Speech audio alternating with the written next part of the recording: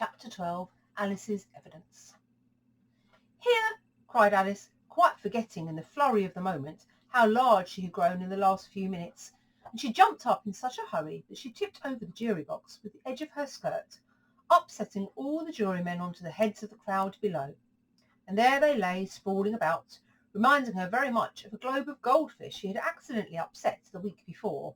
"Oh, I beg your pardon," she exclaimed in a tone of great dismay, and began picking them up as quickly as she could, for the accident of the goldfish kept running in her head, and she had a vague sort of idea they must be collected at once and put back in the jury box, or they would die. "The trial cannot proceed," said the king in a very grave voice, "until all the jurymen are back in their proper places.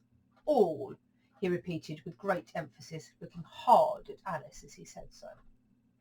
Alice looked at the jury box and saw that, in case, she had put the lizard in head downwards, and the poor little thing was waving its tail about in a melancholy way. Soon she got it out again and put it right. "Not that it signifies much," she said to herself. "I should think it would be quite as much use in the trial one way up as the other." As soon as the jury had a little recovered from the shock of being upset, and their slates and pencils had been found and handed back to them, they set to work very diligently to write out a history of the accident, all except the lizard, who seemed too much overcome to do anything but sit with its mouth open, gazing up into the roof of the courtroom. "What do you know about the business?"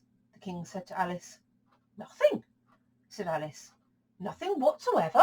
persisted the king. "Nothing whatever," said Alice. "That's very important," the king said, turning to the jury. They were just beginning to write this down on their slates when the White Rabbit interrupted. "Unimportant, your Majesty means, of course," he said in a very respectful tone, but frowning and making faces at him as he spoke. "Unimportant, of course, I meant," the king said hastily, and went on to himself in an undertone. "Important, unimportant, important, unimportant," as if he were trying which word sounded best.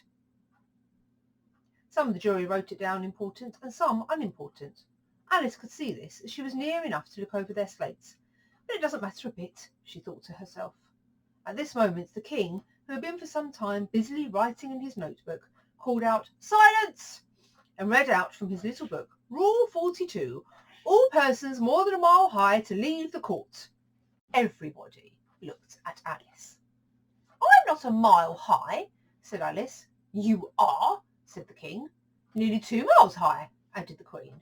"Well, I shan't go at any rate," said Alice. "Besides, that's not a regular rule. You invented it just now." "It's the oldest rule in the book," said the king. "Then it ought to be number 1, said Alice. The king turned pale and shut his notebook hastily. "Consider your verdict," he said to the jury in a low, trembling voice. "There's more evidence to come yet, please your Majesty," said the White Rabbit, jumping up in a great hurry. "This paper has just been picked up." "What's in it?" said the queen. "I haven't opened it yet," said the White Rabbit, "but it seems to be a letter written by the prisoner to somebody." "It must have been that," said the king, "unless it's written to nobody, which isn't usual, you know." "Who is it directed to?" said one of the jurymen. "It isn't directed at all," said the White Rabbit. "In fact, there's nothing written on the outside." He unfolded the paper as he spoke and added, "It isn't a letter after all. It's a set of verses." "Are they in the prisoner's handwriting?" asked another of the jurymen. "No, they're not," said the White Rabbit, "and that's the queerest thing about it." The jury all looked puzzled. "He must have imitated somebody else's hand," said the king. The jury all brightened up again. "Please your Majesty," said the knave, "I didn't write it, and they can't prove I did. There's no name signed at the end." "If you didn't sign it," said the king, "that only makes the matter worse. You must have meant mischief, or else you'd have signed your name like an honest man." There was general clapping of hands at this. It was the first really clever thing the king had said that day. "That proves his guilt," said the queen. "It proves nothing of the sort," said Alice. "Why, you don't even know what they're about." "Read them," said the king. The White Rabbit put on his spectacles. "Where shall I begin, please your Majesty?" he asked. "Begin at the beginning," the king said gravely, "and go on till you come to the end. Then stop." These were the verses the White Rabbit read. "They told me you had been to her and mentioned me to him. She gave me a good character, but said I could not swim. He sent them word I had not gone. We know it to be true. If she should push the matter on, what would become of you? I gave her one, they gave him two. You gave us three or more. They all returned from him to you, though they were mine before. If I or she should chance to be involved in this affair, he trusts to you to set them free, exactly as we were. My notion was that you had been, before she had this fit, an obstacle that came between him and ourselves and it. Don't let him know she liked them best, for this must ever be a secret kept from all the rest between yourself and me. That's the most important piece of evidence we've heard yet, said the king, rubbing his hands. So now let the jury. If anyone of them can explain it, said Alice. She had grown so large in the last few minutes that she wasn't a bit afraid of interrupting him. I'll give him sixpence. I don't believe there's an atom of meaning in it. The jury all wrote down on their slates, she doesn't believe there's an atom of meaning in it, but none of them attempted to explain the paper. If there's no meaning in it, said the king, that saves a world of trouble, you know, as we needn't try to find any. And yet I don't know, he went on, spreading out the verses on his knee and looking at them with one eye. I seem to see some meaning in them after all. Said I could not swim. You can't swim, can you? He added, turning to the knave. The knave shook his head sadly. Do I look like it? He said, which he certainly did not, being made entirely of cardboard. All right, so far, said the king, and he went on muttering onto the verses and to himself. We know it to be true. That's the jury, of course. I give her one, I gave him two. Why, that must be what he did with the tarts, you know. But it goes on, they all returned from him to you, said Alice. Why, they are there, said the king triumphantly, pointing to the tarts on the table. Nothing can be clearer than that. Then again, before she had this fit, you know, dear, I think, he said to the queen. Never, said the queen furiously, throwing an inkstand at the lizard as she spoke. The unfortunate little Bill had left off writing on his slate with one finger, as he found it made no mark, but he now hastily began again using the ink that was trickling down his face as long as it lasted. Then the words don't fit you, said the king, looking round the court with a smile. There was a dead silence. It's a pun, the king added in an offended tone, and everybody laughed. Let the jury consider a verdict, the king said, for about the 20th time that day. No, no, said the queen. Sentence first, verdict afterwards. Stuff and nonsense, said Alice loudly. The idea of having the sentence first.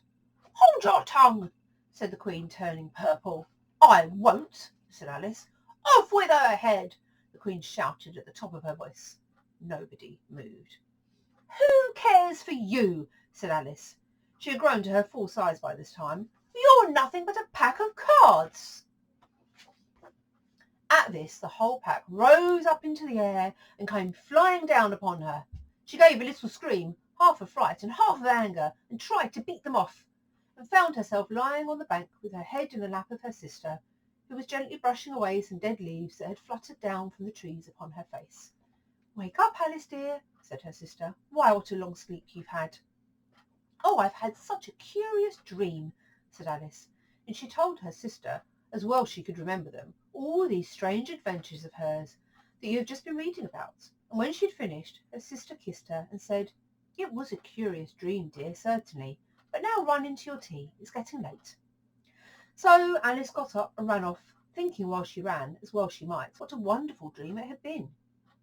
But her sister sat still, just as she had left her, leaning her head on her hand, watching the setting sun, and thinking of little Alice and all her wonderful adventures, till she too began dreaming after a fashion, and this was her dream. First she dreamed of little Alice herself, and once again the tiny hands were clasped on her knee, and the bright eager eyes were looking up into hers. She could hear the very tones of her voice, and see that queer little toss of her head to keep back the wandering hair that would always get into her eyes. And still she listened, or seemed to listen. The whole place around her became alive with the strange creatures of her little sister's dream. The long grass rustled at her feet as the white rabbit hurried by. The frightened mouse splashed his way through the neighbouring pool. She could hear the rattle of the teacups as the March Hare and his friends shared their ending meal, and the shrill voice of the queen ordering off her unfortunate guest to execution. Once more the pig baby was sneezing on the Duchess's knee, while plates and dishes crashed about. Once more the shriek of the griffin, the squeaking of the lizard's slate pencil, and the choking of the suppressed guinea pigs filled the air, mixed up with the distant sobs of the miserable mock turtle. So she sat on, with closed eyes, and half believed herself in Wonderland, though she knew she had but to open them again, and all would change to dull reality. Grass would be only rustling in the wind, and the pool rippling to the waving of the reeds. The rattling teacups would change to tinkling sheep bells, and the queen's shrill cries to the voice of the shepherd boy, and the sneeze of the baby, the shriek of the griffin, and all the other queer noises would change, she knew, to the confused clamour of the busy farmyard, while the lowing of the cattle in the distance would take place of the mock turtle's heavy sobs. Lastly, she pictured to herself how this same little sister of hers would, in the after-time, be herself a grown woman, and how she would keep, through all her riper years, the simple and loving heart of her childhood, and how she would gather about her other little children, make their eyes bright and eager with many a strange tale, perhaps even with the dream of Wonderland of long ago, and how she would feel with all their simple sorrows, and find a pleasure in all their simple joys, remembering her own child life and the happy summer days.